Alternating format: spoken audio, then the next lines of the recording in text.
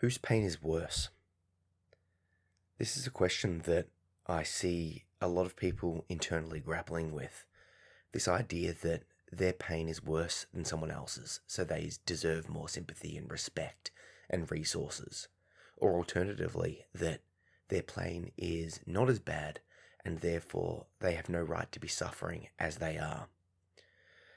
The idea of trying to compare subjective feelings. So I wanted to sort of really delve deep into this, both on a mental and a physical level in terms of suffering and that sort of stuff, because it's something that's quite important for multiple reasons. If you think you are more deserving of sympathy or less deserving of sympathy than someone else, or, quote unquote, the general person, there's different factors that will impact your life. So let's get right into it. Is it possible to know if what you're going through, your past, your trauma, your illness, your disability, is worse than someone else's? Do you have it worse than someone? Now, this is it's an impossible question to answer, but my thought immediately goes to the idea that from my perspective, if I look at two different people, I can sort of judge which person seemingly has it worse. The problem with any judgments, though, is that that's based on my own personal experience. I can only judge you based on what I've gone through. So I might say that you've got a worse or a better experience because I would prefer to have one experience over another, right? So when I'm judging other people, I'm judging them still through my lens. But let's take a physical example. What would be worse? Someone stubbing their toe or someone breaking their leg? Or someone breaking their leg compared to someone losing their leg, compared to someone becoming paraplegic? You get the idea, right? Who's more put out? Now, you can very quickly and easily say the person that stubbed their toe got the better end of that deal. And I would agree. But it's still, and it sounds ridiculous saying this, but it's still impossible to know who's objectively experiencing more issue. Now, it's that extreme example sort of does give you a case in point, but where does that line cross over? Is there a hard line between this is better than that without taking the extreme examples? For example, people listen to my story of my past and moving out of home and the whole thing, and they're like, man, I don't know how I could never have dealt with that. I could never have lived through that. I couldn't have, I would have ended my own life. I've had that said to me multiple times, which is a separate side note issue of, not offensive, but it's like, wow, like it sort of hits you around the head a little bit when people talk like that too, but I expect it. But then I think about when they share their story, I'm sort of internally thinking, it's like, well, I got through my story. I don't know if I could have dealt with yours, And I think that comes down to the idea that I grew up adapting to my own problems. The issues that I had with my father and the other people in my life, and the subsequent mental illness and the impacts of trauma and all that sort of stuff. That's the life that I knew. And therefore, I was sort of adapted to dealing with that life. So when I see someone else's life with their traumas and their completely different stories, I'm like, oh my God, I couldn't have handled your life. But of course I couldn't have, because for me, it would be like instantly getting that shock of like, holy crap, this is what I have to deal with. But to them, they grew up just dealing with that life. And I think that's the counterpoint. They look at me and go, far out, I couldn't have dealt with that. But of course they couldn't have, because they're not used to it. I think it's the same with pain and injury. If you slowly develop an injury, you get used to it, right? But if you were to instantly get that pain, it's very shocking and hard to deal with. Side note on sort of dealing with pain and that sort of stuff. When I'm training my martial art, Brazilian Jiu-Jitsu, it's easy to, well, a couple of things happen. Number one, I'm physically getting stronger and more able to deal with pain as my body improves, as my mental state improves. Something that would have bothered me 3 years ago is literally no factor. So you get stronger with repeated exposure to pain and trauma and damage. And that's not saying that training is traumatic. It's sort of low-key traumatic in a sense, but you adapt to the needs of the environment. I'm pushed very hard by my coach, and I've subsequently become very strong because of that.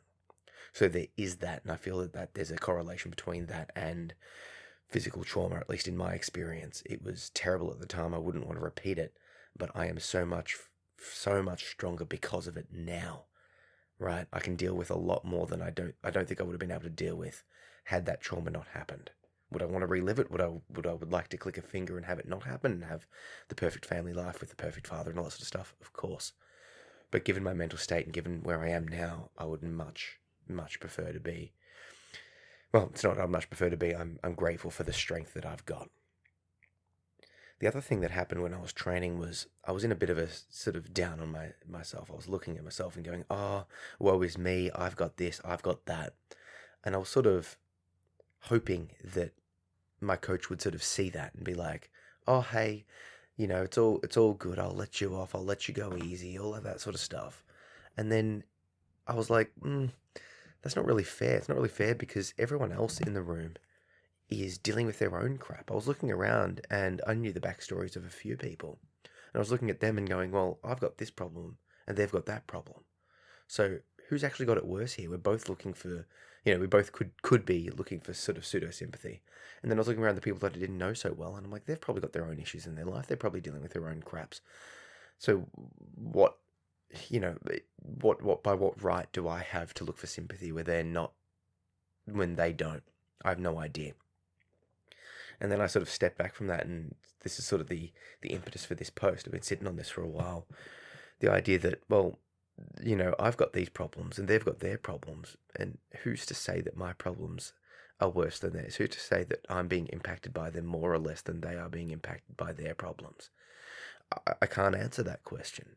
So then I sort of, grinned my teeth, bared it, and kept going through and kept pushing through the workout that was a very hard one that day, just like everyone else in the class did. We all got through the workout. We all pushed, and we were all so grateful at the end to get through it, despite all of our individual problems, despite all of our individual mental states being like, woe is me, I deserve this. I deserve to be let off. I deserve to have some sympathy here. Now, this isn't to say, and I'm not trying to be like dismissive of the idea that, some people are deserving of sympathy or there's all that sort of stuff. Of course, there are times where I've shared and gotten sympathy, and of course there will be times that people do deserve sympathy. I'm not saying people shouldn't. Rather, what I am saying is that it's easy to feel. It's easy to feel like your own problems are far more significant than the problems of other people, and I think the reason being is that individually or personally, you see every single issue. You see the lead up, the consequences. You feel the pain. You go through all of those motions. But from the external perspective, all you're seeing is this small snippet. So, I know all of the backstory. I'm hearing my inner voice saying stop, but I'm pushing myself through. So it's every action is a challenge, is a painfulness. In addition, if I've overcome something that I see someone else struggling with, it's very easy to think, hey, I've done this, so why can't you? And that's obviously flawed logic, because you'll be able to do stuff that I can't do and vice versa.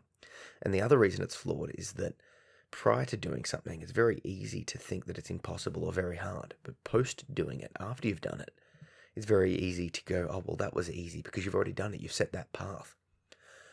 This is why once someone breaks a record, it's very easy for other people to break that record because they see that it can be done. The case in point in my life is quitting sugar. About a year ago, I completely quit sugar and basically haven't on purpose touched it since. And at the time, it was so ridiculously hard, and cutting down to that level of being able to finally quit took years, maybe 4 years in total of just struggling with overcoming this sugar addiction and sort of, low-key issues of body image, which I'm still dealing with, and issues of, like basically like a minor eating disorder stuff. Like at times I would be binging and purging and a whole bunch of other terrible stuff. Not major, not to the level that I'd be, well, I don't know about the diagnosis or anything like that, but I was really struggling with it for a while there. However, now it's no factor. Like I'm not craving it. I don't desire it. There is nothing that appeals to me about sugar treats.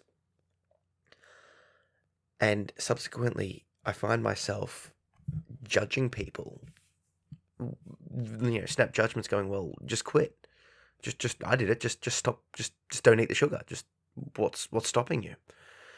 And then I'm taking a step back from that and going, yeah, but it took you. I'm talking to myself here. It took me 4 years of real legitimate struggle, and I had to start exercising more and meditating and all of these things that I've just sort of locked in place now. So of course that person is struggling. Of course they, quote unquote, can't just stop. I mean, eventually, hopefully, if they, there will be a time where they do just stop. But right now, of course they're struggling. It is hard. So it's easy to look back upon your own successes and go, well, I just quit, so why can't you just quit? The same thing of, well, I've dealt with my mental illness, why can't you? There's obviously parallels there. And I wanted to sort of go deep into sort of looking at other people's issues, comparing them to your own and that sort of stuff. I found that, in my role as a coach, I play this detached perspective in the sense of I will look at my client's situation from a detached perspective and just say, hey, have you considered this? Have you considered that this course of action would be potentially better than this course of action? Why are you doing this as opposed to doing that? Could you try this? And I'm sort of pose my clients the question, and then we sort of delve deep on ways they can implement different actions. And it's sort of like I'm playing this detached perspective.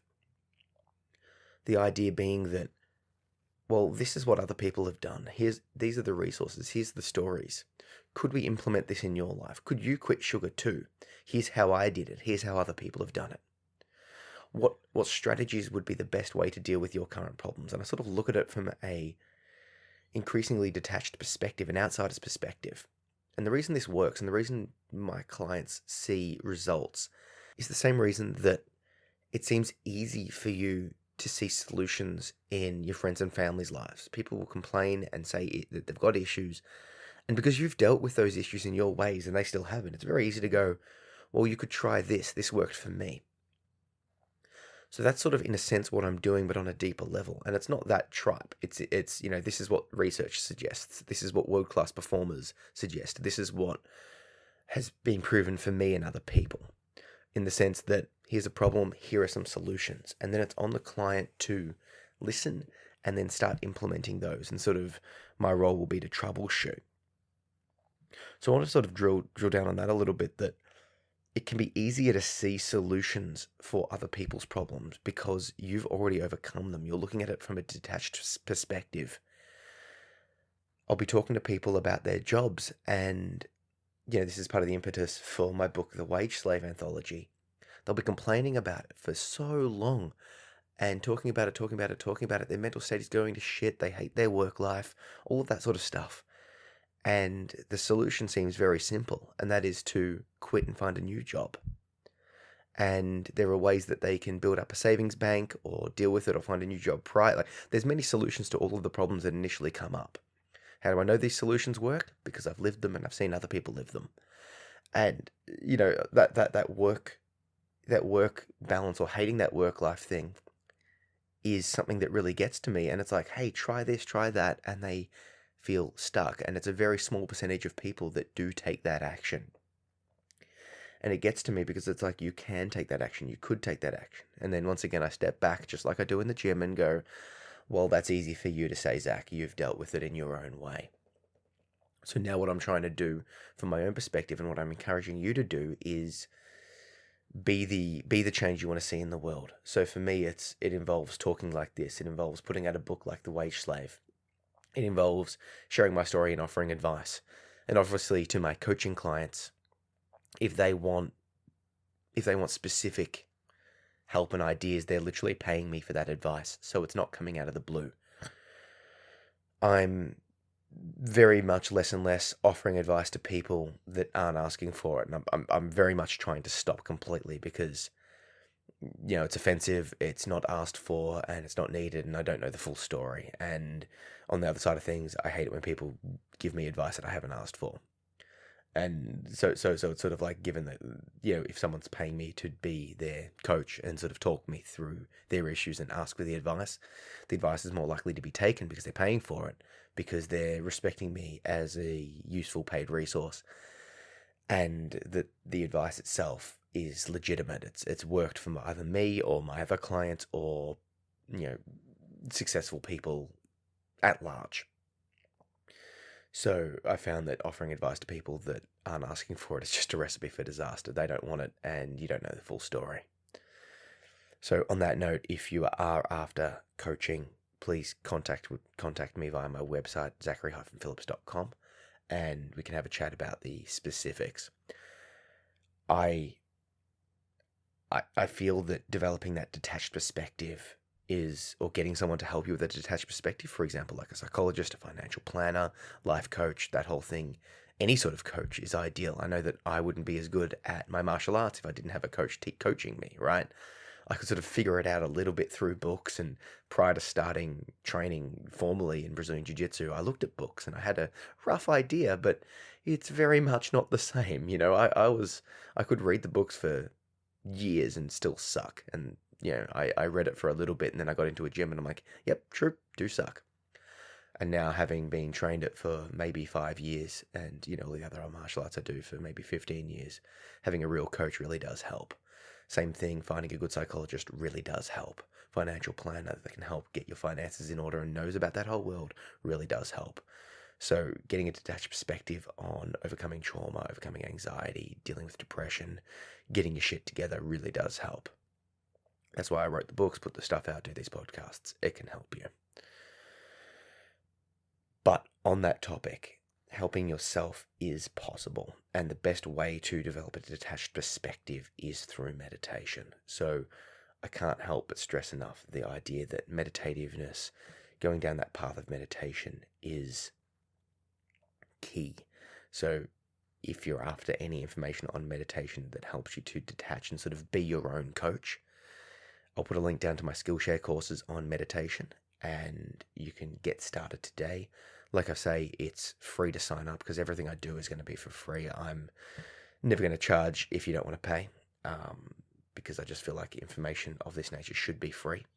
So head over, you can sign up. It's 2 months free via the link, and that gives you access to all my courses and all the courses on Skillshare, and then you can just cancel before the 2 months is up. Get started. There's no reason not to. I honestly feel like meditation would be the lead key domino in helping you not only sort of detach and step back from your own problems, but also to help see the reality of your life and the reality of other people's lives, and then sort of help you to deal with those feelings that I addressed at the start of who has it worse, woe is me, all of that sort of stuff. I suppose the final thing that I want to address is the counterplay between complaining and not taking action. There's this real push online in the mental health community, particularly, basically being that people that are dealing with problems like the ones I'm describing, any sort of mental illness or disability or chronic pain, and it's like, well, they sort of get a bit uppity and a bit upset with people at large for saying, why don't you just do this? Why don't you try exercise? Blah, blah, blah, blah, blah. And I think that it's basically people talking through each other. Some people will complain because they want sympathy, and other people will complain because they want help dealing with their complaints. And I think there's a confusion, and it's very easy for someone who's dealt with the problem to assume that everyone complaining is looking for a solution. There are solutions to mental health problems, okay? And it's recovery is slow, it's tedious, and it's not ideal, and it's never going to be perfect, but there are ways that you can improve your life functioning no matter your situation in life. Therapy, medication, meditation, exercise, and a bunch of other stuff have been shown to help. And it's just about finding the right solution-based approach to your particular problems. And that could literally just be working on acceptance of your current life state. Now, that can come across as offensive, and particularly to people that are looking for just empathy. And for those people, they're not looking for solutions. They're just looking for someone to be, with them, not suffering with them, but understand their pain and be like, yes, it sucks. I'm here with you. I'm hearing your problems. I'm, hugging you, right? And to tell that person to, just exercise or just see a therapist is offensive. Or they take it as offensiveness, and the person offering the advice feels like they're ungrateful and just complaining about it, and not taking action. I know personally I have the disposition that if someone's complaining, I feel like those complaints do nothing, in the sense that it's not helping them to improve. And I would love to see them take action to improve, because it just upsets me and doesn't feel like it's serving any purpose. Unless they're taking action or they're asking for a solution to the problem, I don't like the idea of complaining about things. That's not to say that those people shouldn't be looking for support networks. I fully support seeking in-person and online support networks. I just don't like when those become this sort of circular just tear fest of, woe is me, I'm not going to get better, you're not going to get better, we're all stuck here. I don't believe that you are stuck. I think it's okay to share and talk about, and I fully empathize that. And, my first book was literally being like, hey, these are my problems, woe is me. But I also am taking action to deal with it. And I think that if you are just complaining and you surround yourself with people that are also just complaining and also believe that there is no way out, you are trapping yourself. So be careful of that. Be careful that you don't just share your problems and the people that you are sharing your problems with aren't offering any pushback. Yes, your situation sucks. Yes, theirs sucks. But there is a way out, and there are ways out. So, I don't know your situation, and your pain is different to my pain, and I'm sure that, I wouldn't want to live your life, and you wouldn't want to have lived my life, right? I get that. However, what I do know is that there are other people that have lived very, very, very similar situations to yours, and they have healed and improved, and others that have gotten worse. So if it's possible for people to heal or people to get worse, I would suggest that you should look at what the people are doing that are healing. Look at the people that are doing that are pulling themselves out of that rut, pulling themselves out of the ghetto, pulling themselves out of a bad relationship or out of past trauma. Look at what they did and start in earnest trying to apply what they have done. Okay? Share, talk, release your pain, talk about it, and connect based on that with other people. Realize you're not alone, but ask the ones that are seemingly starting to improve how they did it. So I can share my own pain and my own problems and how I got through that. And if you can connect with that with me, you can certainly ask me, but find people in your situation. So, summarizing all of this, if you're after any direct coaching, like I said, I can provide that to you. Connect with me. If you haven't already, check out my book, How to Get Your Shit Together. It covers everything that I did to overcome anxiety, defeat depression, move on from trauma, get organized, find meaning, and follow my dreams. It is a self-help book that I wish was written when I was growing up, because it just took all of the stuff that I got from hundreds of self-help books that I read and the hours of therapy and all of that sort of stuff, and put all of it into an actionable step so that you can look at it and go, this is what worked for Zach. Maybe I'll apply some to me. And I know that some of it won't work for you, but I know that some of it will start making a difference.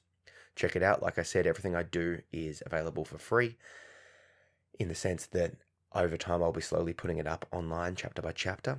Right now I've got to think about 5 or 6 of them out, and I'll be slowly putting up more. And in addition, it's a great way to support the podcast. So check it out. Grab yourself a copy. I think I'm selling about 4.5 per day at this stage, which doesn't really add up to much money on my end, but it really does give me a positive boost mentally to go far out. People are really appreciating this. And speaking of supporting the podcast, I recently got a couple more Patreon supporters, and every time I get a Patreon supporter, I get an email, and it it blows my mind that people would choose to contribute small amounts monthly to what I'm doing here, literally getting nothing back, just as a little thank you to say, hey, you're worth a cup of coffee every month. The reason I like it is because it shows me that I've got a guaranteed income. And that's important because, book sales and the other stuff that I do online is not guaranteed, in the sense that perhaps everyone that likes the books have purchased it and I've hit the limit. So that could happen, and that's okay. But it doesn't leave me the ability to feel comfortable and safe in this online work, at least yet. It leaves me going, I've still got a bit of anxiety, still sort of scrambling, still sort of treading water, as opposed to sort of thriving on it. The reason I like Patreon is that it will be basically, it's a bunch of you guys saying, hey, you are worth my continued Patreonage. Back in the day, a artist would get Patreon from a rich person, and the rich person would basically pay their living wages to survive and do their art, and in turn they would commission art from that person. And Patreon is a way for modern people to do that, but rather than one sort of rich person, it's a bunch of just average people saying, hey, you're worth $1 a month, hey, you're worth $5 a month to keep what you're doing going. I'm showing you that support. And just from the personal perspective, far out, I can't help but say thank you, because it really shows that you guys care. So I'll chuck the links down below to the book, to Patreon, and all of that sort of stuff. Just very quickly, I want to update you on what I've just released. Like I said, I've just released Wage Slave. It's out as a paperback, ebook, and audiobook, so you can grab yourself a copy. I've just put out a Learn to Lucid Dream Skillshare course. And it's funny, one of the very first videos I did online was a Learn to Lucid Dream, and it went viral. 180,000 views, which blew my mind and scared the shit out of me at the time, and I ended up not doing videos for like two years after that, which I strongly regret now, but I just didn't have the mental space to deal with that popularity. So I'm getting back into the concept of lucid dreaming. I've got that one up, and in a week I'm going to put Learn to Lucid Dream 201, so a follow-up to that video, to go a bit deeper. And then I've got a third video course already ready to go, called Reality Checks, which is going in depth into the reality checking component of lucid dreaming. So if you're into lucid dreaming, or if you're into meditation, head over to Skillshare. Like I said, it's free. Sign up, check out those courses, get yourself meditating, get yourself lucid dreaming, and yeah. Finally, if you want to connect with me, I'm on social at Zach P. Phillips. Catch ya.